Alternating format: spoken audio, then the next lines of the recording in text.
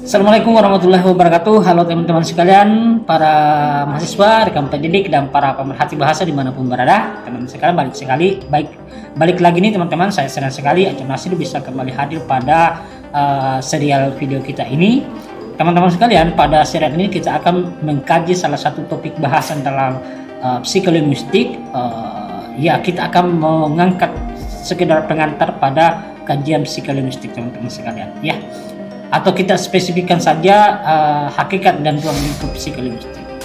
Jadi teman-teman sekalian, kalau kita berbicara bahasa, biasanya yang terlintas dalam pikiran kita adalah tata bahasa, grammar, kosakata, kata sifat, kata kerja, kata benda, dan cara-cara kita bagaimana berbicara baik dan benar.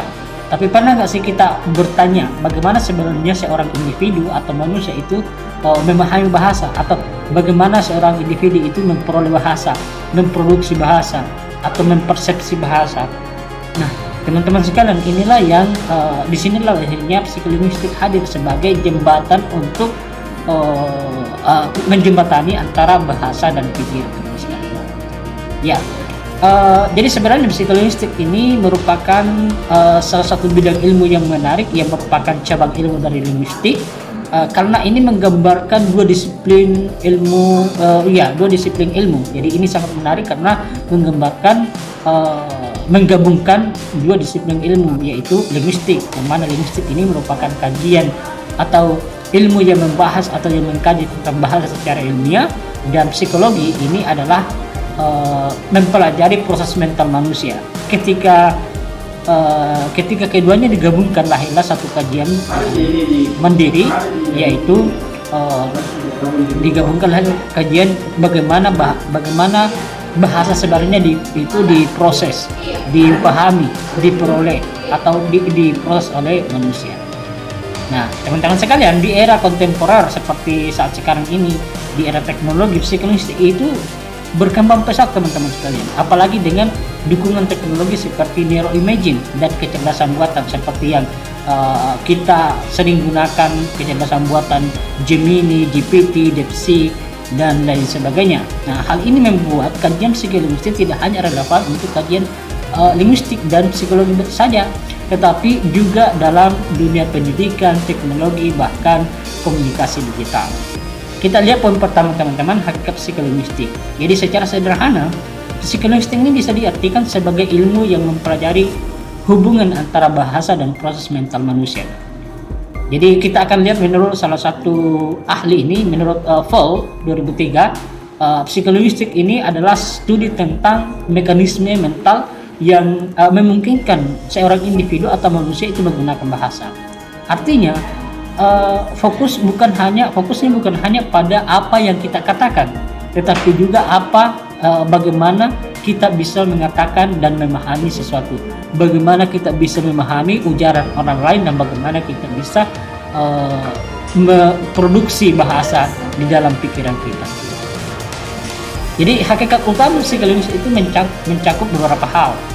Di antaranya itu bisa disebut bahasa sebagai proses mental. Nah, ya. Bahasa ini bukan sekedar alat komunikasi, ya. Jadi bukan hanya sekedar alat komunikasi, tetapi juga sebagai bagian dari sistem kognitif manusia. Saat kita berbicara teman-teman sekalian, sebenarnya sudah terjadi proses yang sangat kompleks di otak kita. Jadi otak kita sudah bekerja sangat kompleks, mulai dari memilih kata, menyusun struktur kalimat, hingga mengucapkannya. Nah, teman-teman sekalian, sebaliknya ketika kita mendengarkan lawan bicara kita atau membaca sesuatu bacaan, otak kita itu bekerja atau menginterpretasi makna dari simbol-simbol bahasa, simbol bunyi bahasa yang kita baca ataupun yang kita dengar. Proses ini adalah proses yang berlangsung sangat cepat, bahkan hitungan milidetik, dan seringkali kita tidak sadarinya. Nah, oke, itu yang pertama. Selanjutnya, bahasa sebagai sistem yang dipelajari dan dibangun. Jadi manusia lahir itu dengan kemampuan bahasa yang langsung. Jadi manusia itu lahir tidak langsung lahir dengan kemampuan bahasa yang sempurna, teman-teman sekalian. Tetapi kita memperoleh bahasa itu melalui proses yang disebut dengan language acquisition. Kalau istilah bahasa Indonesia disebut dengan pemerolehan bahasa. Kalau dalam istilah-istilah psikolinguistik dikenal dengan istilah language acquisition. Jadi teman-teman sekalian, menariknya anak-anak itu bisa belajar bahasa dengan sangat cepat tanpa diajarkan secara formal, tanpa diajarkan oh ini subjek, ini predikat, ini objek, tanpa diajarkan tata bahasa. Dan mereka bisa dengan tumbuh berkembang kemampuan bahasa, pemerolehan bahasa mereka yang mereka dapatkan dari lingkungannya. Oke, poin selanjutnya bahasa sebagai representasi pikiran. Jadi ini disebut juga bahasa sebagai representasi pikiran. Jadi bukan hanya berfungsi sebagai alat untuk menginterpretasikan, mempresentasikan pikiran, ya teman-teman. Apa yang kita pikirkan sering kita ekspresikan melalui bahasa. Jadi apa yang dipikirkan oleh individu atau kita pikirkan itu biasanya dipresentasikan melalui bahasa. Oleh karena itu, mempelajari bahasa berarti juga mempelajari cara manusia berpikir. Nah, dalam konteks ini, psikolinguistik sering sekali bersinggungan dengan kajian kognitif, terutama dalam memahami bagaimana makna dibentuk dan diproses dalam pikiran. Oke, kita spesifikkan topik kita, poin-poin kita pada ruang lingkup psikolinguistik. Apa ruang lingkupnya? Ini ruang lingkup psikolinguistik itu sangat luas teman-teman sekalian, karena mencakup berbagai aspek yang berkaitan langsung dengan penggunaan bahasa oleh manusia. Nah, kita lihat poin per poin. Pertama, pemerolehan bahasa atau language processing, pemrosesan bahasa ya, pemrosesan bahasa, language processing. Ini adalah salah satu fokus utama dalam kajian psikolinguistik. Pemrosesan bahasa mencakup dua hal besar, yaitu produksi bahasa. Produksi bahasa ini adalah bagaimana seorang individu atau kita bisa menghasilkan ujaran. Kemudian pemahaman bahasa atau language comprehension, bagaimana kita memahami ujaran orang lain. Nah, kalau yang tadi produksi bahasa, ini yang kedua adalah pemahaman bahasa. Jadi tentu keduanya ini saling merupakan dua hal yang saling terintegrasi, saling membutuhkan. Dalam produksi bahasa, prosesnya itu dimulai dari niat untuk berbicara, kemudian memilih kata, menyusun struktur, sampai pada prosesnya dimulai menyusun struktur hingga akhirnya terujar dalam mulut kita. Sedangkan dalam pemahaman kata itu bisa mulai dari mengubah bunyi atau teks menjadi makna. Jadi teman-teman sekalian, kita lihat lagi menurut beberapa penelitian menunjukkan bahwa proses ini melibatkan berbagai bagian otak seperti area Broca dan Wernicke. Jadi ini dituliskan atau dalam karyanya Frank Brici 2011 ya. Ternyata dalam otak manusia itu ada dua area utama, area Wernicke dan area Broca. Oke ya. Selanjutnya pemerolehan bahasa. Nah, ini juga lebih dikenal juga dengan istilah language acquisition. Kalau tadi yang pertama tadi language comprehension, ini language acquisition, pemerolehan bahasa. Psikolinguistik juga mempelajari bagaimana manusia itu memperoleh bahasa, baik sebagai bahasa pertama maupun bahasa kedua. Beberapa pertanyaan yang sering muncul, pertanyaan-pertanyaan sederhana yang sering muncul, itu bagaimana sebenarnya seorang anak-anak itu belajar bahasa tanpa diajarkan secara eksplisit. Jadi itu juga menjadi tanda tanya besar dalam kajian psikolinguistik. Mengapa ada anak-anak itu bisa lancar berbicara tanpa diajarkan bahasa secara eksplisit? Pertanyaan kedua, mengapa ada perbedaan dalam kemampuan belajar bahasa kedua? Kemudian apa peran lingkungan dan interaksi sosial dalam peran penting dalam perkembangan bahasa anak, terutama dalam tahap awal perkembangan. Jadi sebenarnya di serial video berikutnya nanti kita akan bahas secara detail juga khusus membahas pemerolehan bahasa ini. Ini di pengantar ini kita hanya akan berikan pengantarnya saja untuk membuka wawasan kita ke depannya supaya pada pembahasan video berikutnya nanti kita akan bahas lebih detail lagi, seperti misalnya di umur berapa anak bisa berbicara, dan seterusnya dan seterusnya. Oke, poin yang ketiga teman-teman sekalian, representasi mental bahasa. Bagaimana kata, kalimat, makna itu disimpan dalam otak. Bagaimana sebenarnya kosakata itu ratusan bahkan ribuan kosakata yang kita bisa simpan dalam otak kita. Ini juga menjadi kajian penting atau menjadi perhatian penting dalam psikolinguistik. Misalnya, apakah kosakata disimpan seperti kamus? Apakah kosakata ratusan bahkan ribuan kosakata disimpan dalam memori kita ini, dalam otak kita ini? Itu sama dengan bagaimana layaknya kamus menyimpan kosakata yang diurus berabjad. Nah, itu menjadi pertanyaan-pertanyaan mendasar juga dalam kajian psikolinguistik ya. Kemudian bagaimana kita bisa mengingat ribuan kata ya, dan bagaimana kita bisa mengingat ribuan kata yang tersimpan, kemudian kita bisa memilih kata-kata itu sesuai dengan saat dibutuhkan, dan bagaimana memahami makna ganda atau ambigu. Nah, ini beberapa pertanyaan mendasar juga dalam hal representasi mental bahasa. Jadi penelitian ini menunjukkan bahwa otak manusia itu menyimpan bahasa dalam bentuk jaringan yang kompleks, bukan daftar linear seperti kamus. Jadi itu yang menurut Ait Hison ya, ternyata yang dalam pikiran kita ini, dalam otak kita itu, orang juga menyebutnya sebagai mental lexicon, itu menyimpan ribuan kosakata itu, tidak hanya menyimpan layaknya kamus menyimpan secara berurutan ya, tidak seperti itu. Oke, teman-teman sekalian, poin selanjutnya adalah neurolinguistik. Cabang ini mempelajari hubungan antara bahasa dan otak. Dengan teknologi seperti MRI dan EEG, peneliti bisa melihat bagian otak mana yang aktif saat seseorang berbicara dan memahami bahasa. Inilah yang digunakan para ahli untuk menemukan fungsi-fungsi otak, misalnya di area Wernicke dan area Wernicke dan Broca.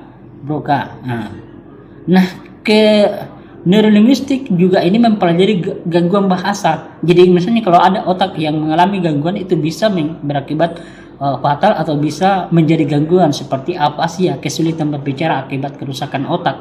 Jadi kalau ada terjadi kerusakan pada otak, itu bisa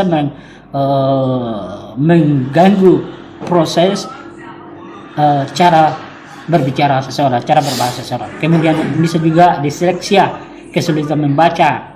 Kajian ini sangat penting untuk dunia medis dan pendidikan. Oke, teman-teman sekalian, kita lanjut pada psikolinguistik sosial. Jadi bahasa itu tidak digunakan dalam ruang hampa ya teman-teman sekalian. Faktor sosial seperti budaya, konteks, dan interaksi juga memengaruhi penggunaan bahasa. Jadi itu sebabnya mengapa kita berbicara berbeda dengan teman dan dosen. Jadi kadang kita menggunakan berbagai variasi bahasa tergantung kepada siapa kita berbicara, kapan kita berbicara, dan kepada siapa kita berbicara. Itu juga dipengaruhi oleh kantor sosialnya.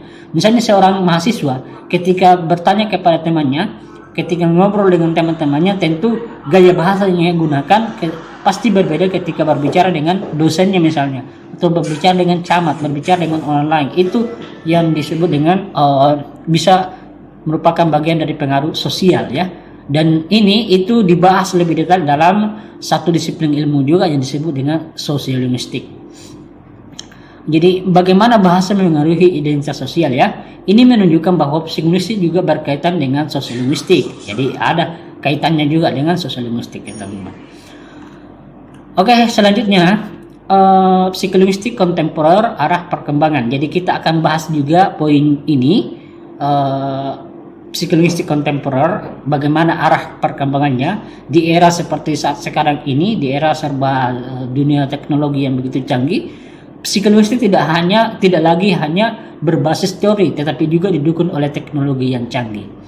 Nah, seperti integrasi dengan ilmu kognitif, psikolinguistik ini menjadi bagian dari cognitive science. Jadi menjadi bagian dari cognitive science yang mempelajari pikiran manusia secara lebih luas. Hal ini membuat pendekatan psikolinguistik menjadi lebih interdisipliner. Itu ya. Kemudian poin yang kedua, penggunaan teknologi neuroimaging.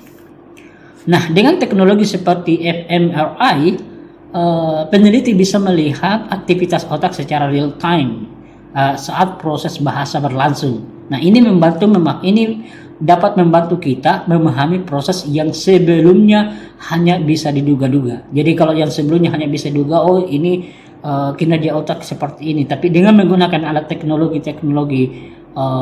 terkini, teknologi yang mutakhir, ini bisa kita mengetahui secara tepat, secara real time. Hubungan dengan kecerdasan buatan. Lalu bagaimana hubungannya dengan kecerdasan buatan? Nah, psikologis juga berperan dalam pembuatan AI, kecerdasan buatan, terutama dalam Natural Language Processing atau NLP, chatbot, speech recognition, model AI yang terinspirasi dari cara bagaimana manusia memproses bahasa. Itulah mengapa dari lahirnya seperti kecerdasan buatan AI, Gemini, ChatGPT, chatbox, Cici, Dora dan sebagainya, atau Google Translate. Nah, itu semua juga menjadi landasan utama dalam berdasarkan pada kajian psikolinguistik, teman-teman. Implikasi dalam pendidikan. Kita singgung juga implikasinya dalam dunia pendidikan. Psikolinguistik punya peran besar dalam dunia pendidikan, terutama dalam pembelajaran bahasa. Pertama, metode pengajaran bahasa ya. Dalam memahami bagaimana bahasa diproses, guru bisa merancang metode yang tepat, yang lebih efektif, misalnya menggunakan strategi sesuai dengan konteks, bukan sekedar hafalan, memanfaatkan interaksi sosial dan memberikan input bahasa yang bermakna. Yang kedua, pembelajaran bahasa kedua, ya misalnya pembelajaran bahasa asing, bahasa Inggris, bahasa Jerman, bahasa Arab dan seterusnya. Pokoknya pembelajaran bahasa kedua. Psikolinguistik mampu menjelaskan mengapa belajar bahasa kedua lebih sulit dibandingkan bahasa pertama. Ini berkaitan dengan usia, lingkungan, dan faktor kognitif. Jadi itu juga menjadi pertanyaan mendasar dalam kajian psikolinguistik. Mengapa anak-anak itu bisa tumbuh perkembangan bahasanya layaknya secara otomatis, sementara pembelajaran bahasa kedua itu cenderung lebih sulit ya. Jadi itu dibahas juga dalam kajian psikolinguistik ya. Itu juga kita akan bahas nanti pada serial video berikutnya yang khusus membahas bagaimana pemerolehan bahasa pertama, bagaimana proses pemerolehan bahasa kedua. Oke, penanganan gangguan bahasa. Jadi dengan memahami gangguan bahasa, pendidik bisa memberikan intervensi yang tepat, seperti pada siswa yang mengalami gangguan disleksia. Implikasi dalam teknologi. Nah, implikasi dalam teknologi, di bidang teknologi, psikolinguistik berperan dalam pengembangan sistem berbasis bahasa, seperti Natural Language Processing (NLP). Teknologi ini memungkinkan komputer memahami dan menghasilkan bahasa manusia sebagaimana manusia. Contohnya seperti yang saya sebutkan tadi, Google Translate, ChatGPT, DeepSeek, Gemini, Dora, Cici dan seterusnya. Voice assistant seperti Siri dan Alexa dan seterusnya. Human computer interaction. Jadi psikolinguistik itu membantu kita juga merancang sistem yang lebih natural dalam berkomunikasi dengan manusia. Analisis sentimen dan big data. Bahasa juga digunakan untuk menganalisis opini publik di media sosial. Ini sangat berguna dalam bidang bisnis dan politik. Teman-teman sekalian, sebagai penutup dalam serial video kita ini, satu hal yang perlu kita pahami bersama bahwa psikolinguistik ini merupakan bidang yang sangat menarik dan relevan di era modern, dan dengan mempelajari hubungan antara bahasa dan pikiran, kita bisa memahami bagaimana manusia berinteraksi, belajar dan berpikir. Nah, ruang lingkupnya itu sangat luas, mulai dari proses bahasa, pemerolehan bahasa, hingga neurolinguistik. Itu menjadikan psikologi sebagai ilmu yang penting, tidak hanya dalam akademik, tetapi juga dalam praktik, khususnya di bidang pendidikan dan teknologi. Ke depan, teman-teman sekalian, psikologi akan semakin berkembang seiring kemajuan teknologi dan meningkatnya kebutuhan akan komunikasi yang efektif, baik antar manusia maupun antar mesin dan mesin, manusia dan mesin.